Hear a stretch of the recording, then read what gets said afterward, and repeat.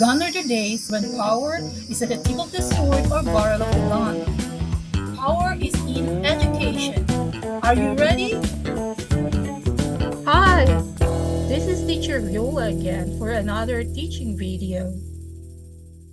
If you are new to my channel, please subscribe, like, comment, and share to your family and friends. In today's video, we are going to talk about warming up before the class. If you are meeting the student for the first time, introduce yourself is part of the warm-up. Warm-up here is done simpler, like simple greetings. System adjustment follows before self-introduction. Then, ask the student to introduce himself or herself. Make sure that the self-introduction is simple and easy to understand. Tell the student about your name, and as much as possible, do not tell them about your age and other personal information. Highlight the idea how they would learn English from you. Then, ask the student to introduce herself or himself. End the interview by introducing your company, if you are working in a company.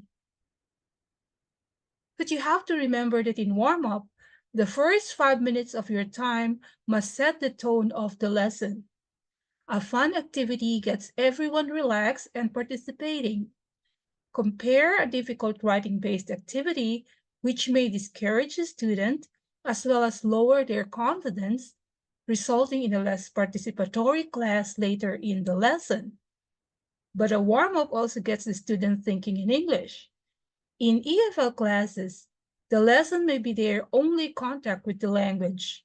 They haven't spoken English in a few days or longer, so they need the first 5 or 10 minutes to get into the English mode.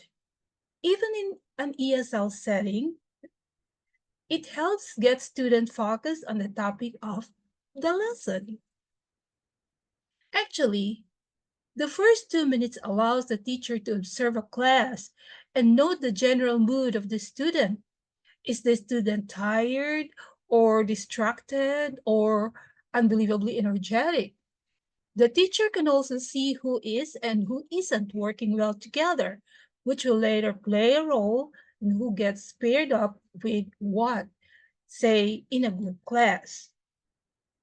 In an online class, checking of audio and video and other system configuration needed for the class are being done at warm-up session. The teacher can ask the student if he or she could hear or see the teacher well. The teacher could also instruct the student to pop up the volume if needed or adjust position and brightness of the camera at this stage.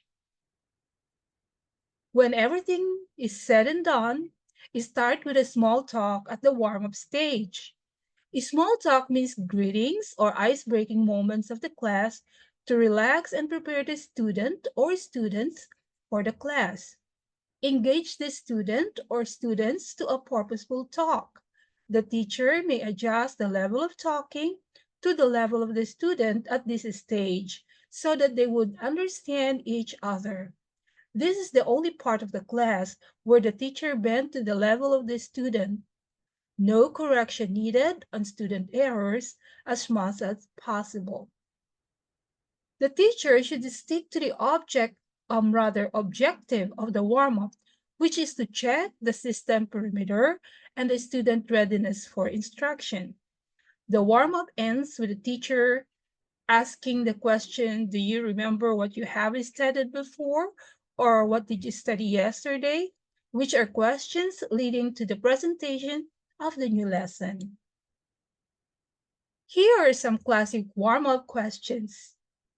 What did you do today? How's the weather in your place? Did you go to school today? Have you eaten your breakfast? Have you eaten your lunch?